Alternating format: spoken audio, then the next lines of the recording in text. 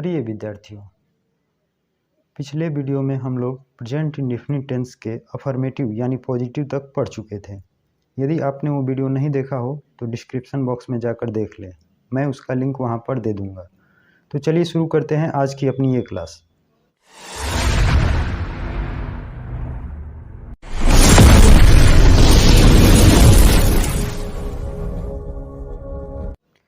देखिए, यहाँ पर बहुत सारे विद्यार्थी ये कंफ्यूज होते रहते हैं कि सब्जेक्ट क्या है, ऑब्जेक्ट क्या है और वर्ब क्या है।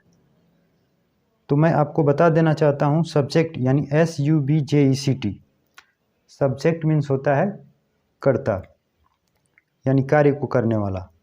ऑब्जेक्ट OBJECT, ऑब्जेक्ट मीन्स होता है कर्म, यानी वह एक नाउन हो सकता है, जैसे कि स्कूल, पतंग, किताब और भी ऐसे भी आदि, मतलब बहुत सारे हो सकते हैं। और नेक्स्ट है हम लोग का वर्ब, VERB। वर्ब मीन्स होता है क्रिया, जैसे कि गाना, खाना, जाना। तो उम्मीद करता हूँ अब आप यह तीनों से कंफ्यूज नहीं होंगे। तो चलिए शुरू करते हैं। प्रेजेंट इंडेफिनिट टेंस का नेगेटिव, उसका स्ट्रक्चर हमने यहाँ पर लिखा है सब्जेक्ट प्लस डज नॉट या डू नॉट प्लस वर्ब की first form plus object plus other word. अब यहाँ पर एग्जाम्पल हम लोग समझेंगे। वह पतंग नहीं उड़ाता है, तो यहाँ पर सबसे पहले पहचान देखते हैं। लास्ट में ता आया है, ता है, तो समझ लेंगे यहाँ पर कि प्रेजेंट इंडेफिनिट टेंस है, और उसमें भी नहीं आया है तो ये नेगेटिव, ठीक है। तो उसका हो जाएगा सब्जेक्ट यानी वह कार्य को कर रहा है, यानी वह की इंग्लिश होती है ही, और ही के साथ क्या लगता है, डज नॉट। अब देखिए डज नॉट किसके किसके साथ लगेगा, जैसे कि ही है, सी है, SHE, उसके साथ इट है, और कोई भी एक नाम हो सकता है, ठीक है, जैसे कि राम हो गया। तो सिंगुलर जितने भी हैं उनके साथ डज नॉट लगेगा।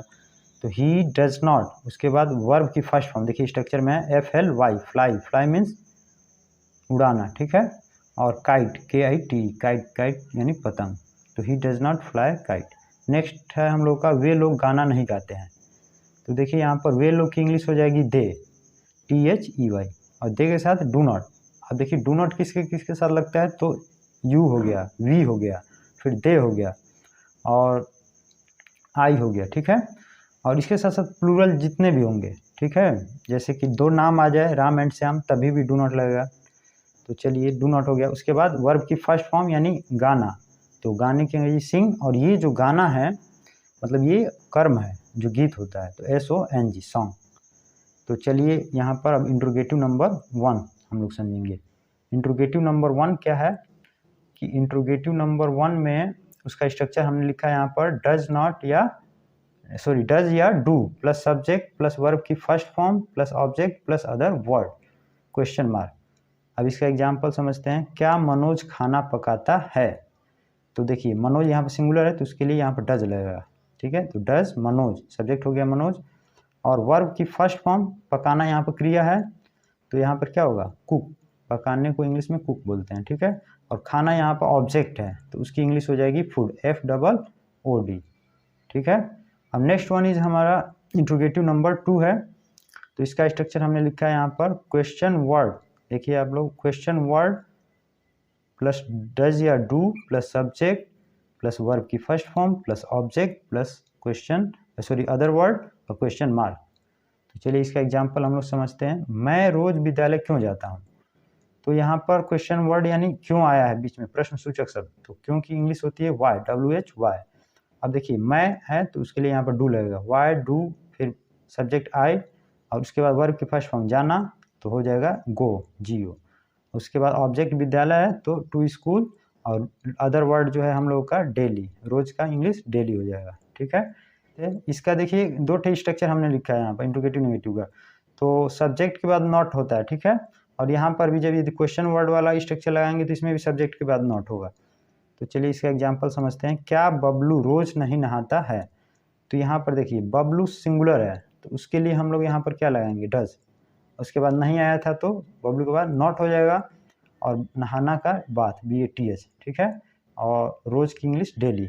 एक चीज़ यहाँ पर देखने वाली चीज़ है कि इसका हम लोग बनाएंगे तो एक दूसरे तरीके से भी बना सकते हैं कि does Bablu not take a bath daily, तो टेक अ बाथ भी बना सकते हैं। जैसे कि ब्रिटिश इंग्लिश में ये बात ऐसे आ जाता है, लेकिन अमेरिकन इंग्लिश के अकॉर्डिंग बनाएंगे तो हो जाएगा does Bablu not take a bath daily, तो दोनों सही होता है, ठीक है। नेक्स्ट एग्जाम्पल है हम लोगों का, सोनू अंग्रेजी क्यों नहीं पढ़ता है। तो देखिए क्वेश्चन वर्ड आया इसमें व्हाई, ठीक है, और सोनू के लिए यहाँ पर डज लगेगा, और उसके बाद सोनू, फिर नॉट, फिर पढ़ाई करना एक तरह से है, तो यहाँ पर स्टडी होगा, ठीक है, और अंग्रेजी का इंग्लिश, तो why does Sonu not study English. तो जैसा कि हम देते हैं होमवर्क, तो यहाँ पर भी है आपके लिए, कमेंट में आप इसका आंसर दीजिएगा। देखिए, क्या वह मैदान में क्रिकेट खेलता है, तो यहाँ पर हमने लिख दिया है मैदान की इंग्लिश होती है FIELD फील्ड, और क्रिकेट की इंग्लिश होती है CRICKET। और नेक्स्ट वन इज है रवि मिठाई नहीं खाता है, तो मिठाई का होता है स्वीट SWEET, और खाता यानी ईट EAT। तो आप इसके अकॉर्डिंग वर्ड मीनिंग नहीं आएगा तो देख कर समझ कर बना सकते हैं इसका, ठीक है।